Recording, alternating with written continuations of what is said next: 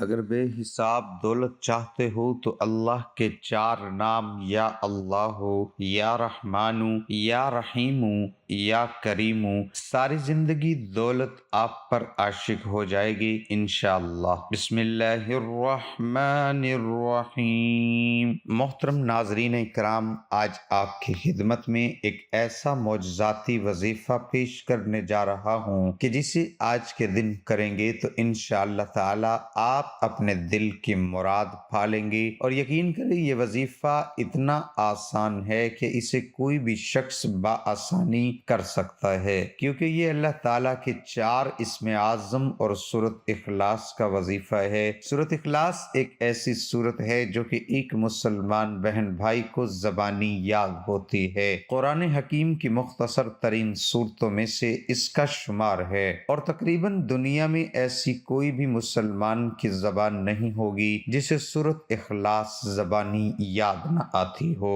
ماشاءاللہ سبحان اللہ، کیونکہ کہا جاتا ہے کہ نماز میں سورۃ فاتحہ کے بعد سب سے زیادہ پڑھی جانے والی سورت مبارکہ بھی سورۃ اخلاص ہی ہے۔ ناظرین اکرام، آج کا یہ وظیفہ انشاءاللہ تعالی آپ کو لاکھوں کروڑوں کا مالک بنا دینے والا وظیفہ ہے۔ یہ وظیفہ کرنے سے آپ کے گھر میں اور کاروبار میں انشاءاللہ اللہ پاک برکتیں، فضیلتیں، وسعتیں پیدا فرمائے گا۔ آپ لوگ اپنی کسی بھی مشکل کے لیے، کسی بھی حاجت کے لیے، کسی بھی پریشانی کے لیے اللہ تعالی بزرگ و برتر کے 4 نام اور سورۃ اخلاص 50 مرتبہ پڑھ کر دیکھیں گے تو انشاءاللہ تعالی حالت ہوگی۔ مختلف احادیث سے مبارکہ کا مطالعہ کرنے سے پتہ چلتا ہے کہ بظاہر چھوٹی چھوٹی نیکیوں پر بڑے بڑے اجر و ثواب کی بشارتیں ہیں، اور اسی طرح کچھ اعمال ایسے بھی ہیں بظاہر تو دیکھنے میں بہت بڑے بڑے لگتے ہیں مگر اللہ تعالیٰ کے ہاں قبول و منظور نہیں ہوتے،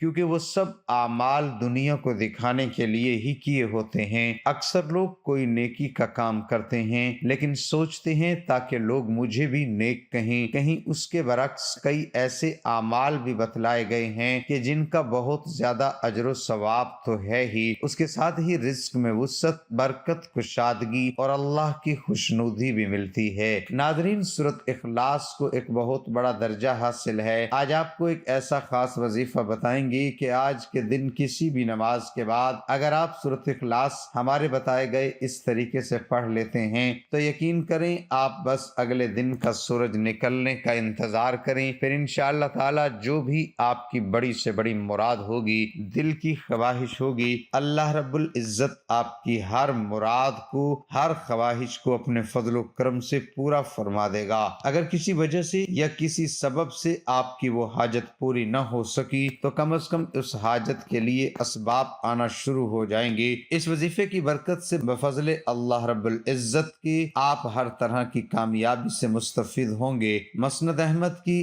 ایک روایت میں ہے کہ رسول اللہ صلی اللہ علیہ وسلم فرماتے ہیں، جو شخص اس پوری سورت کو 10 مرتبہ پڑھ لے گا اللہ تعالیٰ اس کے لیے جنت میں ایک محل تعمیر کرے گا، جس پر حضرت عمر رضی اللہ تعالی عنہ نے کہا، یا رسول اللہ صلی اللہ علیہ وآلہ وسلم، پھر ہم تو بہت سے محل بنوا لیں گے۔ آپ صلی اللہ علیہ وسلم نے فرمایا، اللہ اس سے بھی زیادہ اور اس سے بھی اچھے محلات دینے والا ہے۔ نیز مسند احمد میں ہے کہ رسول اللہ صلی اللہ علیہ وآلہ وسلم کا ارشاد ہے، جو شخص اس سورت کو 10 مرتبہ پڑھ لے گا تو اللہ تعالیٰ اس کے لیے جنت میں ایک محل تعمیر کرے گا۔ ابو یعلا کی ایک حدیث میں ہے کہ جو شخص اس سورت کو 50 مرتبہ پڑھ لے تو اس کے 50 سال کے گناہ معاف ہو جاتے ہیں۔ حضرت ابو سعید خدری رضی اللہ تعالی عنہ کی روایت میں سورت اخلاص کو آدھے یا 1/3 قرآن کے برابر قرار دیا گیا ہے۔ حضرت ابو دردہ رضی اللہ تعالی عنہ کی روایت میں ہے کہ رسول اللہ صلی اللہ علیہ وآلہ وسلم نے فرمایا، کیا تم اس سے عاجز ہو کہ ہر دن 1/3 قرآن شریف پڑھ لیا کرو؟ لوگوں نے کہا، حضور صلی اللہ علیہ وسلم ہم اس سے بہت عاجز اور بہت ضعیف ہیں۔ آپ صلی اللہ علیہ وسلم نے فرمایا سنو، اللہ تعالیٰ نے قرآن کے 3 حصے کیے ہیں، سورۃ اخلاص تیسرا حصہ ہے۔ ایک اور روایت میں ہے کہ نبی پاک صلی اللہ علیہ وآلہ وسلم نے اپنے صحابہ کرام رضوان اللہ عنہم اجمعین سے ارشاد فرمایا، کیا تم میں سے بھی اس بات سے عاجز ہے کہ وہ رات کو 1/3 قرآن پڑھ لیا کرے؟ صحابہ کرام کو یہ بات بڑی مشکل لگی۔ انہوں نے عرض کیا، یا رسول اللہ صلی اللہ علیہ وسلم، ہم میں سے کون اس کی طاقت رکھ سکتا ہے؟ آپ صلی اللہ علیہ وسلم نے فرمایا، 1/3 قرآن کے برابر ہے۔ ناظرین کرام، سورۃ اخلاص میں اللہ تعالیٰ نے اپنے وحدانیت اور بے نیازی کی صفت کا ذکر فرمایا ہے۔ سورۃ اخلاص کا ترجمہ ہے، کہہ دو وہ اللہ ایک ہے، اللہ بے نیاز ہے، نہ اس کی کوئی اولاد ہے اور نہ وہ کسی کی اولاد ہے اور اس کے برابر کا کوئی نہیں ہے۔ اللہ الصمد کے کمالات و برکات بے شمار ہیں، اللہ بے نیاز ہے۔ اللہ کی شان بے نیازی کی صفات حمدیت یعنی اللہ پر بھروسے کی مظہر ہے، یعنی اللہ کسی کا محتاج نہیں، باقی سب اللہ کے محتاج ہیں۔ اس کو کسی کی نیاز نہیں یعنی محتاج نہیں، اور باقی سب کو اس کی محتاجی ہے۔ بے شک جب اللہ کی اس صفت کا بندہ اقرار کرتا ہے تو وہ اللہ کے سامنے اپنی عاجزی، بے بسی، انکساری کا واضح اظہار کرتا ہے کہ اللہ پاک میں بے بس ہوں، تو ہی سارے جہان کا قادر مطلق ہے، تو جو چاہتا ہے وہی کرتا ہے اور تو کوئی بھی کرنے میں کسی بھی چیز کا محتاج نہیں ہے۔ جب انسان اللہ تعالیٰ کی طرف اپنی عاجزی اور بے بسی ظاہر کر کے متوجہ ہوتا ہے تو اللہ بھی اس کی طرف متوجہ ہوتا ہے۔ ناظرین کرام، یہ ایک ایسا وظیفہ ہے جو کہ بہت خاص اور مجرب ہے، جس کے کرنے سے آپ کو بہت فائدہ حاصل ہوگا انشاءاللہ تعالی۔ یہ تو ہر مسلمان ہی جانتا ہے کہ اللہ کے ناموں میں بڑی طاقت، بڑا اثر ہے۔ اگر آپ اس وظیفے کو باقاعدگی کے ساتھ کریں گے تو میرا اللہ پاک آپ کی ساری مشکلیں بھی دور کر دے گا اور آپ کے بڑے بڑے غم بھی دور کر دے گا۔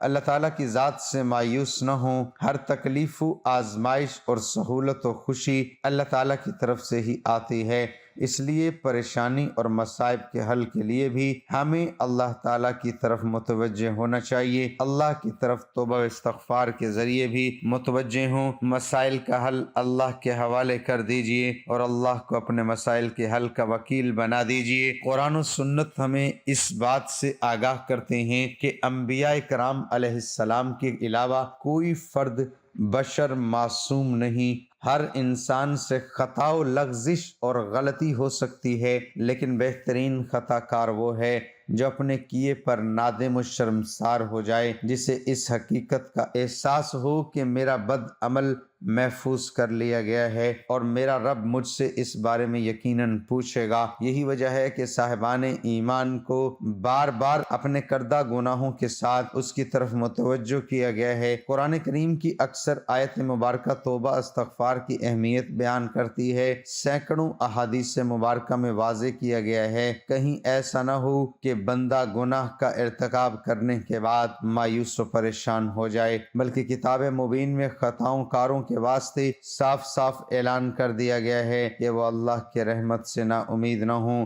حضور اقدس صلی اللہ علیہ وسلم کے پاس ارشاد کا مفہوم ہے کہ جو شخص ہر وقت استغفار میں لگا رہے تو اللہ تعالیٰ اس کے لیے ہر دشواری سے نکلنے کا راستہ بنا دیں گے اور ہر فکر کو ہٹا کر کشادگی عطا فرما دیں گے اور اس کو ایسی ایسی جگہ سے رزق دیں گے کہ جہاں سے اس کو گمان بھی نہ ہوگا۔ حضرت ابوبکر صدیق رضی اللہ تعالی عنہ ایک مرتبہ عرض کیا کہ یا رسول اللہ صلی اللہ علیہ وسلم، مجھے کوئی دعا سکھائیے جو میں اپنی نماز میں مانگا کروں۔ اس پر حضور اقدس صلی اللہ علیہ وسلم نے ان کو وہی مشہور دعا فرمائی جسے عام طور پر ہر نماز میں درود شریف کے بعد پڑھا کرتے ہیں، اے اللہ، میں نے اپنے نفس پر بہت زیادہ ظلم کیا اور نہیں بخش سکتا گناہوں کو مگر تو ہی، پس مجھے بخش دے، ایسی بخشش جو تیری طرف سے ہو اور مجھ پر رحم فرما، بلا شبہ تو بخشنے والا بہت مہربان ہے۔ اب اس حدیث پاک میں ایک بہت غور کرنے کی بات ہے کہ نماز تو پڑھی ہے جو کہ سراسر خیر و برکت اور عافیت ہے،